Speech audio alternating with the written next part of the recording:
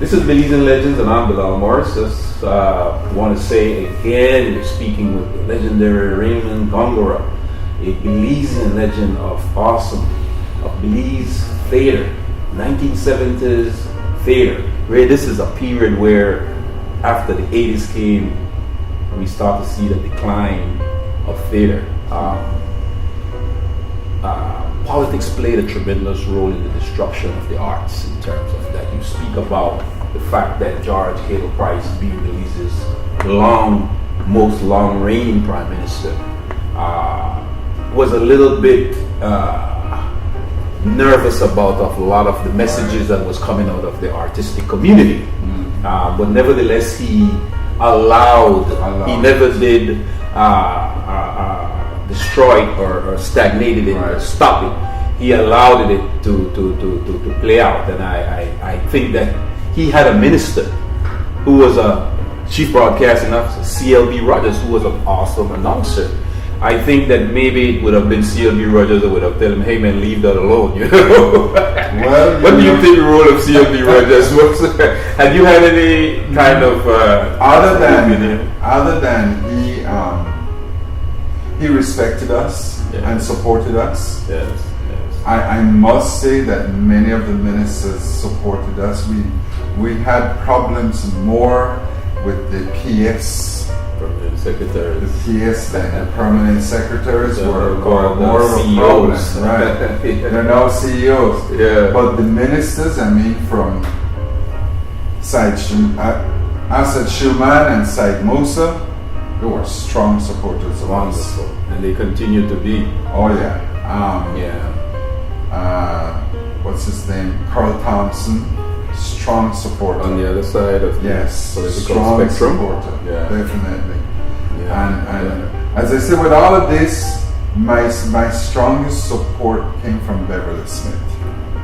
You talk about that, and when you described the way you worked with Beverly and the way you worked with Adrian Bay, there was a sort of a genius and a brilliance in terms of how you took these natural actors that didn't have any kind of acting experience in theater. Right. And you actually looked into their souls, so to speak, and brought out that brilliance in them. Right. I mean, that is a difficult thing to do as a producer.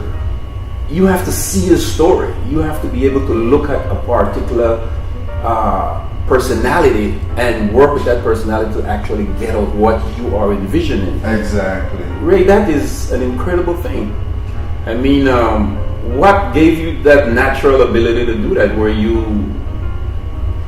were studying in the West Indies? Yes. What were you studying? In Guyana in 75 and 76, I did an advanced work. Nothing in drama. Nothing in theater. It was drama. Yes. Yeah. So my organizational skills in 75, 76 came from that background. And always interested in the theater, and I don't know where I got the information from, but I found out that there was a school of drama in Jamaica. I had applied for some schools out here in the US that never even answered me. And I found out about the school of drama in Jamaica. And when I found out about it, I applied. I was accepted right away based on my theater experience and things that I had done. The body of work. And this was in 1979. Little did I know that at the time we went to Cuba for Carifesta, some of these same lecturers and the directors from the School of Drama in Jamaica had gone to see our production and saw me there and knew me as the director of the production. And so that helped more in their immediate acceptance of me. Wow. But this is 79. You were in the scene from what, 72, 74? That is correct. So you had all that brilliance was natural before you even stepped into a... I guess so. And organic. Yes. You know? Yes, Very much so, man. Yeah, and so then I resigned my job at the library. I was a junior assistant librarian. I resigned my job at the library and borrowed some money and decided I'm gonna go to school and pay for myself and everything, and gone to Jamaica and in a rough.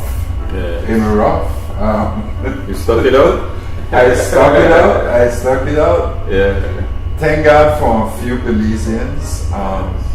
Charles Gibson. You had camaraderie around you. Joyce Aguirre. Yes. Carl Barnett. Yeah. I mean, after school I could go and get a plate of food for me. Yes, man. You know, and that was really good. I mean, I had to walk distance to go for it, but I know when I reached it, you know. That's right. And yes. So that's where my theater education came from. 2 years at the School of Drama in Jamaica, But mostly all from the streets. exactly, From the community, exactly. which is the best school. You know, that was one of the best things. Beverly and me, we used to go and stand up on Albert Street, by Brody's, Scotiabank, Palace, and Barter. And we used to stand up back at people. Wow. And we just listen to them to talk. Listen to the dialogue. Listen to them to talk. And we don't take no notes, no nothing, you know. But anytime we left from there, we got a Bluebird's ice cream parlor, we sit down and we go over the whole thing. The whole thing. And that's how we used to learn. You capture the vibes of the people. Yeah, that's how we used to Community, learn. and you brought it out on the stage. That's Anytime awesome anybody- brilliance. I mean, we learn a lot from that. Very much so. Which is what theater is about. Right. I mean, you can't get that in a classroom. Right. You can't get exactly. that. You just can't get that in a I classroom. mean, you listen to Beverly's Yeah. popular monologue Market Day. The whole streamline about this Yeah. lady, we're gonna market and Yes. meet this other lady, and Man, she did an awesome job. You know, that thing that that girl the there one. was amazing. That the one she carried a curry festa. Then you used to have one talk about Bison, something. But her monologues were just Right. It just bless her soul. And we want to say that the legendary Beverly Smith Lopez passed away almost about 10 years ago now. I think in 1999, 98. And Ray Gongora, I got an opportunity to have met her. I met her and she was so funny. She said, I want you to come here to the place because I got a lot of camera equipment from the Japanese. I don't know if you do this thing, right? And they run up and down the upon, but the politician think they got stripes. They don't want to give me no budget. For the first time, when you put something like that, politician thinks they got stripes. You know, a corporate. Right. Exactly. The politicians behaving like that. Right. Just and I tell you, just sitting around listening to you when you said that there, you are theater even outside of the theater. Right. And we want to say we will miss her very much, Ray Gongora. And your interview today is a tribute to that legendary Belizean playwright, actor in Belizean theater, what I call Belizean Renaissance in the 1970s in the arts. Right. And we want to pay special tribute to Beverly, man. Definitely. We talked before this interview, we talked about all these different things.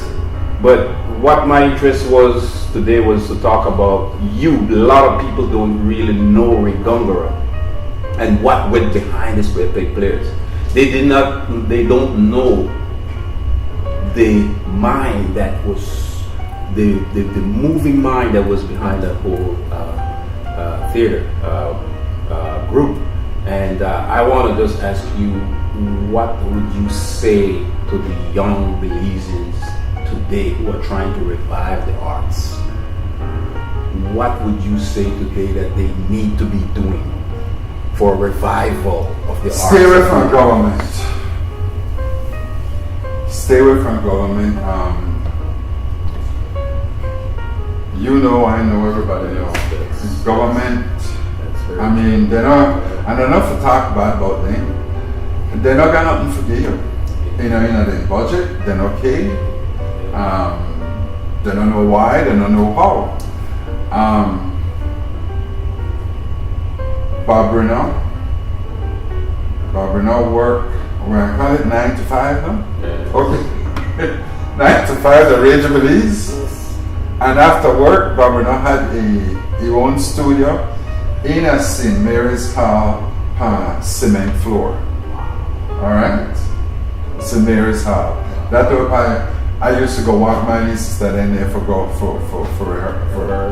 No rehearsal, I mean training. Dance training. Okay. Yeah. Sister Fiona had her own job. And a dance school me there downstairs. It was like a labor of love. They weren't getting Mary Valdez. Yeah. Had her own job. The lady had one shop right against Western School then. Yes. And then after shop closed, because shop used to close 4 o'clock and about 7 o'clock at night. Yes. She had a dance studio in a downstairs.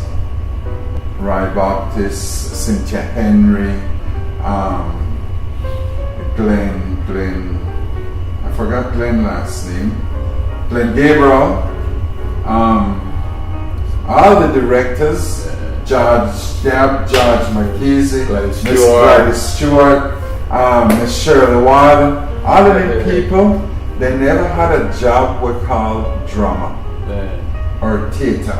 Gave so much. They had their own 9 to 5 bread and butter, and they did this on the side.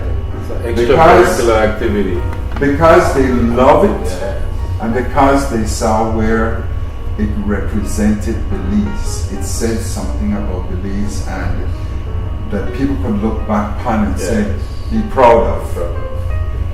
So that is my a lot of the young people, I talk to 1 or 2 of them, and they say, and they have been abroad to study theater. They have their degree in theater, and they don't do nothing. Yeah, do nothing. Because I said the government didn't do nothing for them. But to see Ray also to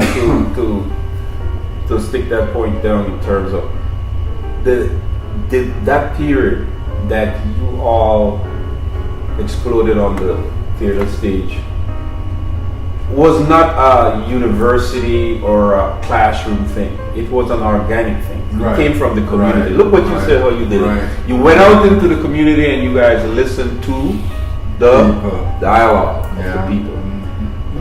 That's why that was so vibrant. They can teach you that.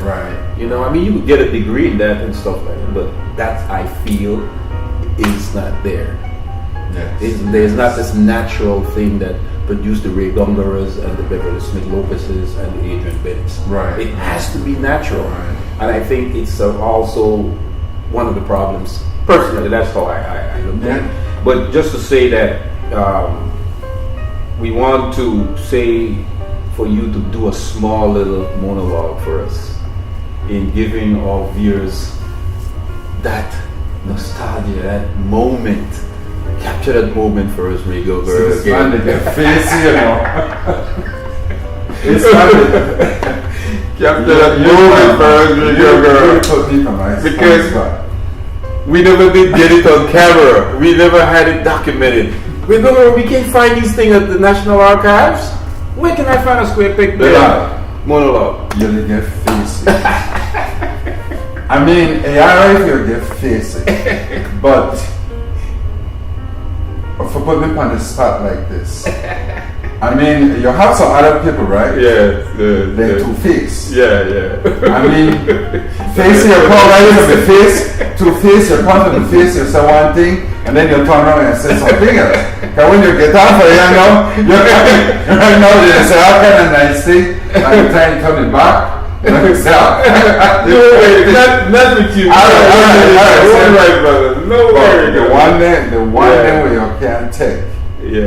Now the brass face one thing. You know that one where I mean, they do it right in front of your face and still then they shadow it up. I mean, take for example, I don't know when last you gone to Belize. Very often. Very often, Boots. You know Boots? Martinez? Yeah. The politician? The man brass face, okay? Brass face, old face. We were in that out. No. I'm gonna see it. Not the same true thing. That's you cannot. This is live. We're going right here. You see that sorry, you can't. A double face, a two face, no. No. Lay it down. The boots, every corner where you turn, you see yellow house. Yeah, see, that's the place for right there. You see every yellow house that you see belong to boots. Yeah. And the man upstairs, the man old face. Yeah, there you go. That's how they used to do it in the 70s, right there. Open pocket. Okay. So you get it? Yeah, there it is. Okay, with that we will say you were watching Belizean Legend, and you were speaking with the legendary Ray Gongora, and you could not have gotten no better than that in ending this interview. Ray, my brother, I want to thank you again for inviting me to your home and to do this, and it is amazing that I was able to get you to document the spirit, to share with the Belizeans, the young people, to see what it was like. Brother, it's a pleasure, and God bless you, because I know you to do this out of the goodness of your heart. Hey. Keep up the good work, and a lot of people will be grateful. Thank you. Especially the viewers. Thank you very much. Thank you.